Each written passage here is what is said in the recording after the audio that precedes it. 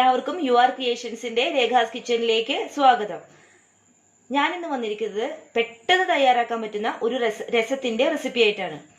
ഈ രസം നമുക്ക് വളരെ പെട്ടെന്ന് തന്നെ വീട്ടിൽ തയ്യാറാക്കാം. അതുകൊണ്ട് നമുക്ക് വേഗം ഒരു രസം തയ്യാറാക്കാൻ തുടങ്ങിയാലോ. രസത്തിലേക്ക് ചതച്ചെടുക്കുന്ന സാധനങ്ങളാണ് ഇതൊക്കെ കേട്ടോ. രസത്തിലേക്ക് ഇനിയും കുറച്ച് സാധനം കൂടി വേണം, പക്ഷെ ഇത് ചതച്ചെടുക്കാനുള്ള സാധനങ്ങളാണിത്.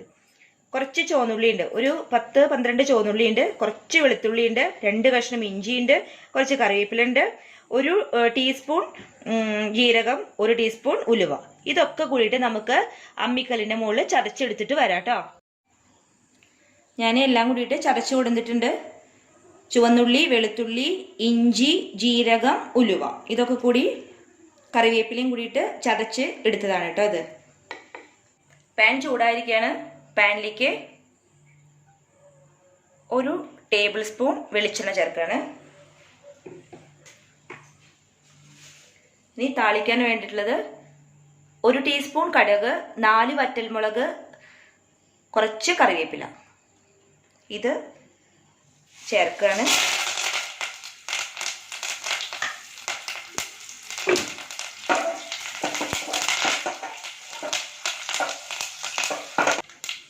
കടുക് നല്ലവണ്ണം പൊട്ടിയിട്ടുണ്ട്. ഇനി അതിലേക്ക് നമ്മൾ ചതച്ച് വെച്ച കൂട്ട് ഇടാം കേട്ടോ. ഇത് നല്ലവണ്ണം ഇളക്കി കൊടുക്കാം. ഇത് ചുവന്നുള്ളി എല്ലാവരും രസത്തിൽ ചേർക്കില്ല, പക്ഷെ ചുവന്നുള്ളി ചേർത്ത് രസം ഉണ്ടാക്കിയാൽ ഭയങ്കര ടേസ്റ്റാണ് കേട്ടോ. അതൊരു വേറെ വെറൈറ്റി ആയിട്ടുള്ള രസമാണ്. ഇപ്പം നല്ലവണ്ണം വഴന്ന് വന്നിട്ട് ഇനി ഇതിലേക്ക് നമുക്ക് പൊടികൾ ചേർത്ത് കൊടുക്കാം. പൊടി വേണ്ടത് ഒരു 1/2 ടീസ്പൂൺ മഞ്ഞൾപ്പൊടി,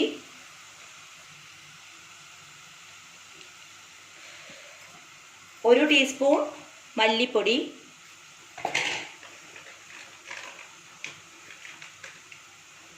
1 ടീസ്പൂൺ കാശ്മീരി ചില്ലി. ഈ 3 പൊടികളാണ് വേണ്ടത്. മഞ്ഞൾപ്പൊടി, മല്ലിപ്പൊടി, കാശ്മീരി ചില്ലിപ്പൊടി.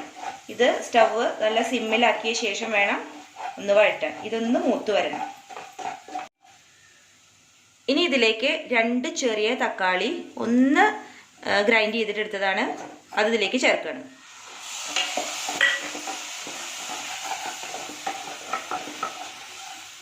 നല്ലവണ്ണം ചേർത്ത് കൊടുക്കാം കേട്ടോ. ഇനി നമുക്ക് പുളി ചേർക്കാനുള്ള സമയമായി. ഒരു നാരങ്ങ വലിപ്പത്തിലുള്ള പുളി എടുത്ത് കഴുകി വെള്ളത്തിലിട്ട് വെച്ച് അതിൻ്റെ ചാറാണ് നമ്മൾ ഇതിലേക്ക് ചേർക്കാൻ പോകുന്നത്. 1 നാരങ്ങയുടെ വലിപ്പത്തിലുള്ള പുളി. ഞാനത് ഇവിടെ നാരങ്ങ വലിപ്പത്തിലുള്ള പുളി എടുത്തിട്ട് ചാറാക്കി വെച്ചിട്ടുണ്ട്. അത് നമ്മൾ ഇതിലേക്ക് വേഗം ചേർത്ത് കൊടുക്കണം. നമുക്കിതിലേക്ക് 1.5 കപ്പ് വെള്ളം ചേർത്ത് കൊടുക്കാം.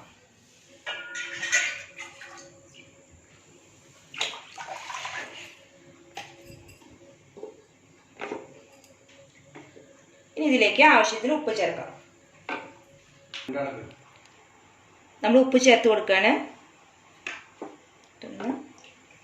ഒന്ന് ഇളക്കാം. എന്നിട്ട് ഇതിലേക്ക് 1/2 സ്പൂൺ കായപ്പൊടി ചേർക്കണം. അപ്പോൾ ഇത് വെള്ളം കുറവാണെന്ന് തോന്നിയാൽ ഒരു 1/2 ഗ്ലാസ്, ഇപ്പോൾ വെള്ളം ഇത്തിരി കുറവാണെന്ന് തോന്നുന്നുണ്ട്, അപ്പോൾ ഞാനിവിടെ 1/2 ഗ്ലാസും കൂടി വെള്ളം ചേർക്കണം കേട്ടോ. അപ്പോൾ ഇപ്പോൾ ടോട്ടൽ 2 ഗ്ലാസ് വെള്ളമായി. ഒന്ന് തിളച്ചാൽ അത് കുറുകണ്ടെന്ന് വിചാരിച്ചിട്ടാണ് 1/2 ഗ്ലാസും കൂടി വെള്ളം ചേർത്തത്. അപ്പം നമ്മൾ ടേസ്റ്റ് ഉപ്പൊക്കെ കറക്റ്റ് ആണെന്ന് ഒന്ന് നോക്കി നോക്കുക.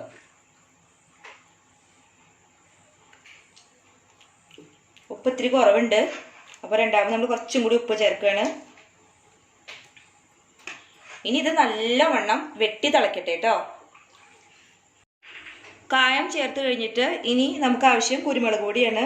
അപ്പോൾ കുരുമുളക് പൊടി ഞാൻ പൊടിച്ചത്, നാടൻ കുരുമുളക് പൊടിച്ച് കുപ്പിയിലാക്കി വെച്ചിട്ടുണ്ട്. അപ്പോൾ അതാണ് ചേർക്കുന്നത്. അത് 1 ടീസ്പൂൺ ചേർത്ത് കൊടുക്കാം. നല്ലവണ്ണം ഇളക്കി കൊടുക്കാം.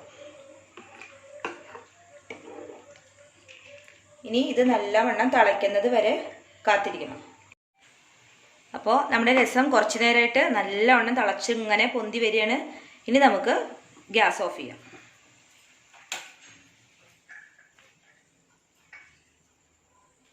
ഇനി ഇതിലേക്ക് കുറച്ച് മല്ലിയില ചേർത്ത് കൊടുക്കാം.